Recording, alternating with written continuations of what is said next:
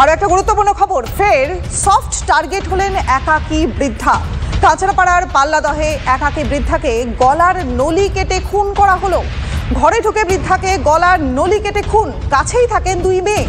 সকালে তারাই এসে বছর ৭৫-এর ফুলজান বিবির রক্তাক্ত মৃতদেহ পড়ে থাকতে দেখেন। পুলিশ এসে মৃতদেহ উদ্ধার করে। কিন্তু এতটাই কে, কেন খুন করা হলো বৃদ্ধাকে জানবো। আমাদের সহকর্মী অনন্ত এই মুহূর্তে রয়েছেন আমাদের সঙ্গে। অনন্ত, ৭৫ বছর বয়সী একজন বৃদ্ধা, তাকে কেন খুন করা হবে? মোটিভ কি? এইটাই নিয়ে কিন্তু পুলিশের মধ্যে এক রহস্যের দানা বাজছে যে মহিলাকে তাহলে কি সম্পত্তির জন্য তো মেরে গেল। আর এই বৃদ্ধা মহিলা, তিনি ৭৫ বছরের বৃদ্ধা মহিলা, তিনি বাড়িতে একাই থাকতেন। দুটো পাড়া পেরিয়ে তার দুই মেয়ে থাকে। মেয়েরা খবর পেয়ে ছুটে এসে দেখে মার গলার নলি কাটা অবস্থায় ঘরের মধ্যে পড়ে আছে। তারা বলছেন তাদের কোনো শত্রু নেই, তাদের মায়ের কোনো শত্রু নেই, তাহলে কে খুন করে গেল এই নিয়ে কিন্তু পুলিশ ধন্দে রয়েছেন। যদিও জেঠিয়া থানার পুলিশ তারা তদন্ত শুরু করেছেন এবং গতকাল রাতে মেয়ে বাড়ি থেকে চলে যায়, তার বড় মেয়ে, এবং তার সাথে দীর্ঘক্ষণ কথা বলে। আজকে সকালে তার মার এই ঘটনা শুনে তারা ছুটে আসে। এর মধ্যে তাদের কোনো আত্মীয় বা পরিবার জড়িত আছে কিনা বা সম্পত্তির জন্য কোনো ঘটনা এটা ঘটেছে কিনা সেটা তদন্ত করে দেখছে জেঠিয়া থানার পুলিশ। বেশ, অনেক ধন্যবাদ অনন্ত।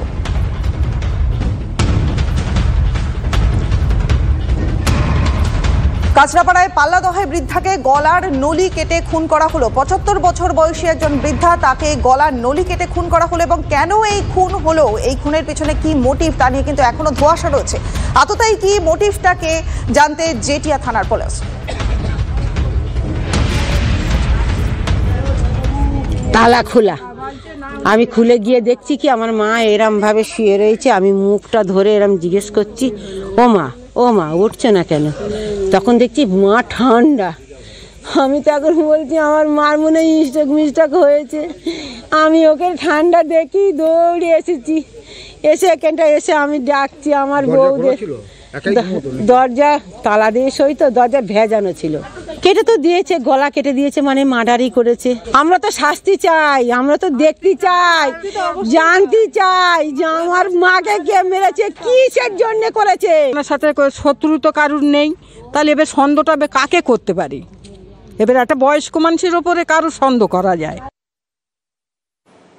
পরের খবরে নজর রাখছি। স্যালাইন কাণ্ডে বামেদের বিক্ষোভ, মীনাক্ষীদের বিরুদ্ধে মামলা করা হলো। মীনাক্ষী সহ ১৬ জনের বিরুদ্ধে জামিন অযোগ্য ধারায় মামলা রুজু করা হলো। ডিটেলস আপডেট জানবো আমাদের সহকর্মী দেবব্রত এই মুহূর্তে রয়েছেন আমাদের সঙ্গে। দেবব্রত, হ্যাঁ দেখো, যেটা জানা গেছে গত পরশুদিন যে ডিএফআই এর এবং এসএফআই এর ব্যানারে যে জেলা শাসকের অভিযান হয়েছিল, জেলা শাসক দপ্তর অভিযান হয়েছিল এবং বিক্ষোভ অবস্থান হয়েছিল মূলত মেদিনীপুর মেডিকেল কলেজ হাসপাতালে সেলাইন ইস্যুতে যে একজনের প্রসূতি মায়ের মৃত্যু এবং ৩ জন অসুস্থ, তারই প্রতিবাদে এই ধরনের ঘটনা ঘটেছিল এবং সেই প্রতিবাদ জানাতে গিয়ে কিন্তু মীনাক্ষী মুখার্জি সহ ১৬ জনকে পুলিশের কেস খেতে হলো। ইতিমধ্যে যেটা জানা যাচ্ছে, মীনাক্ষী মুখার্জি সহ জেলা এবং রাজ্যের একজন নেতৃত্বকে এই ধরনের কেস খেতে হয়েছে। মূলত প্রায় ৬টি ধারাতে পুলিশ অভিযোগ দায়ের করেছে। তার মধ্যে মূলত সরকারি কর্মীদের কাজে বাধা এবং সরকারি কর্মীদেরকে গুরুতরভাবে আহত সহ এইরকম বেশ কয়েকটি জামিন অযোগ্য কিন্তু ধারা রয়েছে বলে পুলিশ সূত্রে আমরা যেটা জানতে পারছি। বেশ দেবব্রত, নজর রাখো। অনেক ধন্যবাদ তোমায়। আপনাদের আরো একবার জানিয়ে দিই যে প্রসূতি মৃত্যুর ঘটনায় তদন্ত চেয়ে বিক্ষোভ দেখিয়েছিলেন মীনাক্ষীরা।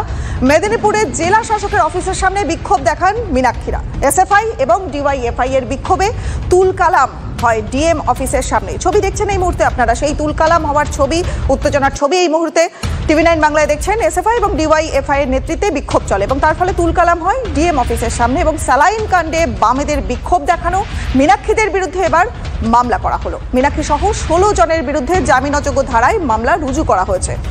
সিপিএম নেত্রী মীনাক্ষী মুখোপাধ্যায় এই মুহূর্তে রয়েছেন আমাদের সঙ্গে। মীনাক্ষী, আপনি এবং আপনার সঙ্গে ১৬ জনের বিরুদ্ধে জামিন অযোগ্য ধারায় মামলা রুজু করা হলো। ৫১৬ জনের বিরুদ্ধে। মীনাক্ষী, শোনা যাচ্ছে? ৫১৬ জনের বিরুদ্ধে।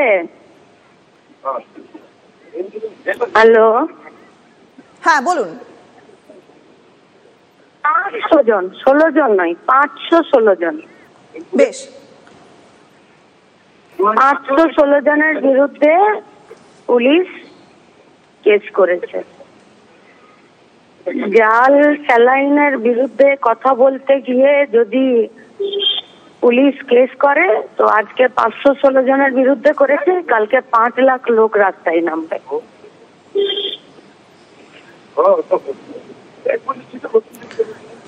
বেশ, অনেক ধন্যবাদ মীনাক্ষী আপনাকে। কথা বললাম মীনাক্ষী মুখোপাধ্যায়ের সঙ্গে, সিপিএম নেত্রী মীনাক্ষী মুখোপাধ্যায়। তিনি বললেন যে 516 জনের বিরুদ্ধে কিন্তু জামিন অযোগ্য ধারায় মামলা রুজু করা হয়েছে।